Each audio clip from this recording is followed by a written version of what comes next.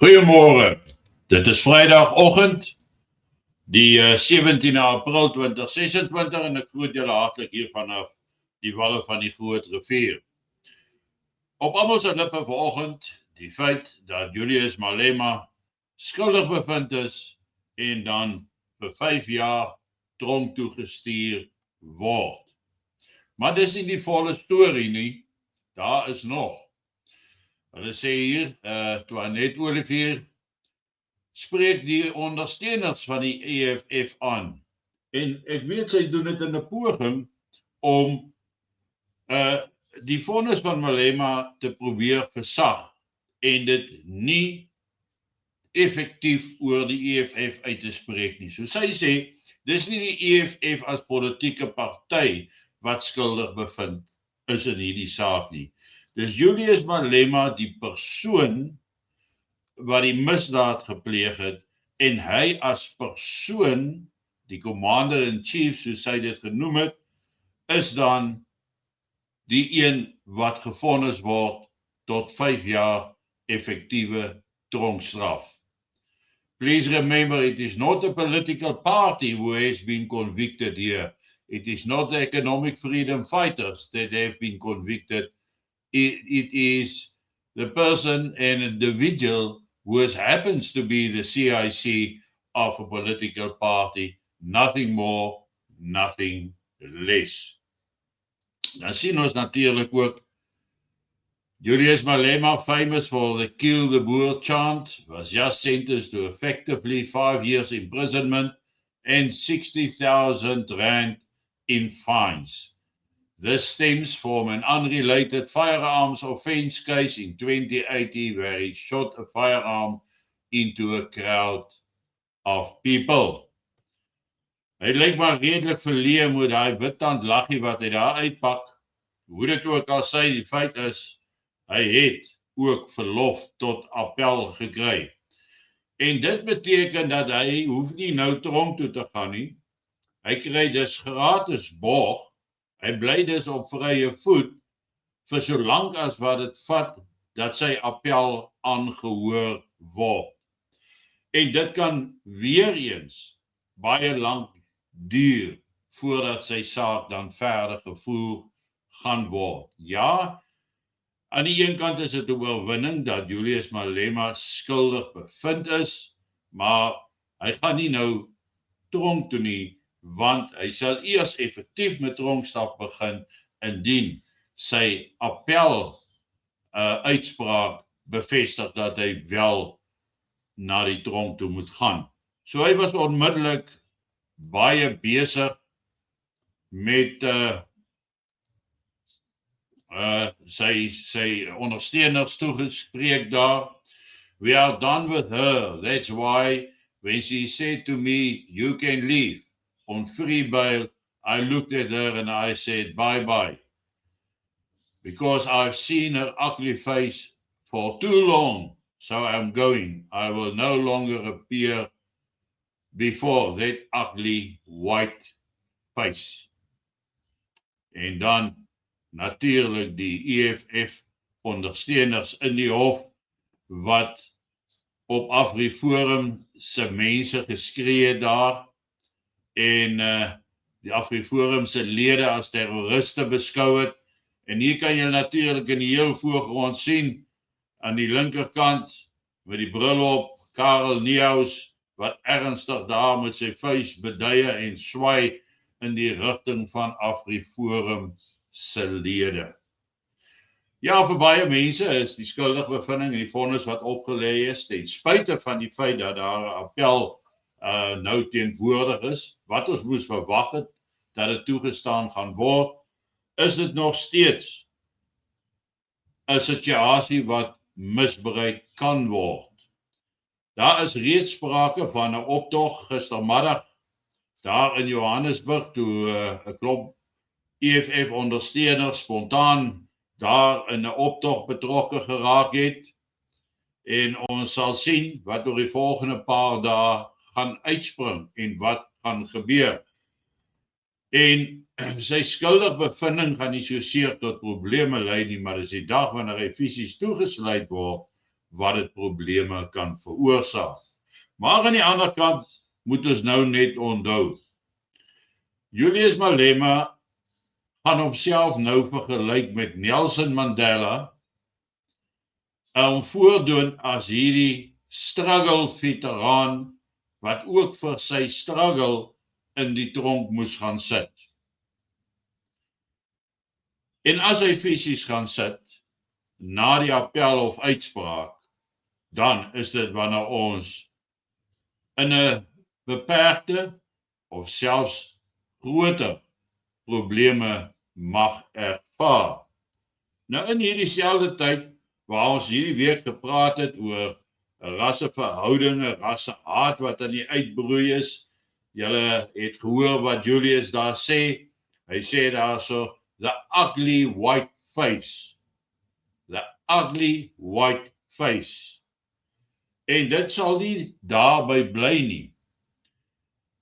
Dan weet ons dat Suid-Afrika in 'n ewige diplomatieke stryd met die Verenigde State van Amerika betrokke is, sedert erkenning aan die Afrikaner gegee is, en toe het AfriForum Solidariteit word uitgekry as die terroriste, die mense wat die stelsel probeer ondergrawe met hulle leuns en halwe waarhede, en tog weet elke regdenkende mens dat hulle die waarheid gepraat het, en dat dit eintlik deur hulle toedoen is, dat daar nie 'n volslae klomp sanksies teen Suid-Afrika toegepas is nie, en dat AGOA nog voortgaan. Maar die Suid-Afrikaanse ambassadeur in Amerika is uit die land uitgeskop deur Marco Rubio as gevolg van uitlatings wat hy oor president Donald Trump gemaak het. En vir 'n jaar het ons geen ambassadeur in Amerika gehad nie, en nou is hierdie ou vriendjie terug op die toneel. Rolf Meyer neem nou oor as die ambassadeur van die Verenigde Suid-Afrika by die Verenigde State van Amerika. En hy is natuurlik baie trots daarop as hy sê, maar hy was al baie in Amerika, hy doen baie werk in Amerika. Maar hy het hier vroeër in die week het hy gesê, het hy kwyt geraak. Maar nou moet julle onthou, Rolf Meyer is een van die hoofonderhandelbaars by CODESA gewees, waaroor die toekoms van Suid-Afrika onderhandel is. Ons weet hy die knie gebuig voor Cyril Ramaphosa, en dat op die ou einde van die dag die ANC gekry het alles wat hulle voor gevra het hulle wil hê, en dat daar niks vir die regering wat eintlik die mag in die hande gehad het, oorgebly het nie. En hy gaan dan steeds voort nou om homself te verdedig. Hy sê die 30% wat in 1992 referendum nee gestem het, het in wese gestem dat apartheid moet bly. En ja, dit is so, want almal wat nugter kon dink oor Suid-Afrika het geweet wat gaan gebeur. Almal wat Afrika geken het, almal wat met hulle gewerk het op grondvlak, het verstaan dat daar geen hoop is vir sukses van 'n reënboognasie regering in Suid-Afrika nie. En nou 30 jaar later, nou sien ons 32 jaar later, hoe Suid-Afrika op alle vlakke, en dan nasionaal en op internasionale vlakke ook in duie begin stort. Deur die verkeerde groeperinge te steun, deur die verkeerde lande te steun, deur hulle rug styf te maak teen Amerika, deur omgekeerde rasisme toe te pas, met ander woorde, 'n retro apartheid wat plaasvind ten opsigte van werk, eiendom en wat daarmee gepaard gaan. En mense, ons kan nou maar dink hoe ons wil, maar hulle gaan grondvat. Behalwe as iets baie drasties hier gaan gebeur.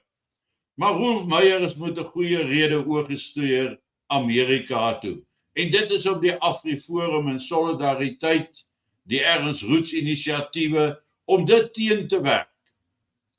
Om vir Donald Trump stelselmatig te oortuig dat Suid-Afrika hierdie witgewaste kerkhof is, want dit is al wat oor is van Suid-Afrika. Maar hy moet 'n beeld gaan skep. Hy moet verhoudinge gaan herstel. Interessant dat hulle juist nou vir Rolf Meyer kies om dit te gaan doen. Die man wat reeds die blanke in Suid-Afrika by Kudesa verraai het, wat die ideale van 'n vrye volk opgegee het ten gunste van 'n korrupte ANC en 'n Cyril Ramaphosa wat op daardie stadium 'n vakbond leier was. Nou moet hy gaan regmaak wat verkeerd is in Suid-Afrika.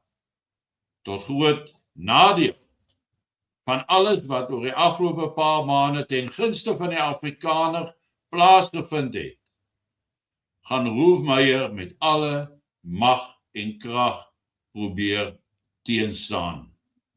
Want, sê hy, hierdie groepie, hierdie 30% mense wat nee gestem het, hulle is almal mense wat behoort aan die groep white supremacy.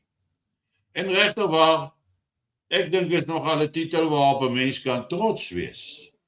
En jy hoef nie daaroor skaam te wees om te sê, wel jy glo in white supremacy nie, want dit is wat alles skep wat in Suid-Afrika nog werk, is geskep deur hierdie white supremacists, sogenaamde, soos hulle nou hier uitgewys word deur Rolf Meyer.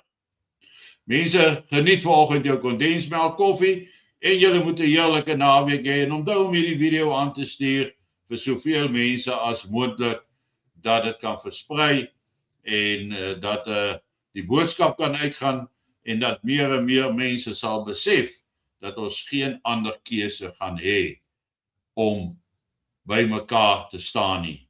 Veral as ons kyk wat Julius gesê het daar in die hof of na die hof, waar hy gesê het, that ugly white face. As enige iemand sou gesê het, that ugly black face, sou hy waarskynlik aangekla geword het. Mooi loop.